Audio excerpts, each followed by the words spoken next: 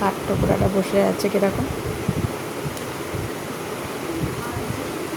ভাবছি কাঠ ঠোকরাবে না এখানে চাল পড়ে আছে, খাবে তো চালও খায়, চাল খাচ্ছে। হ্যাঁ, কাঠ ঠোকরা পাখি চাল খাচ্ছে।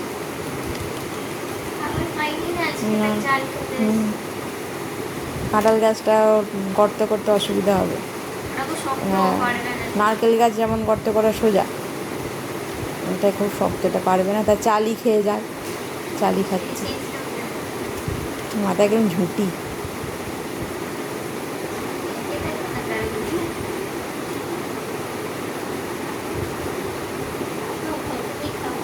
এন্টারটেনমেন্টের অভাব তো নেই, তো লেখাপড়াটা ভালো করে করতে হবে, বুঝেছো? পড়াশোনাটা ভালো করে করো, নাহলে পিঠের চাল উঠবে। তখন বলবে না মা কেন মারলো।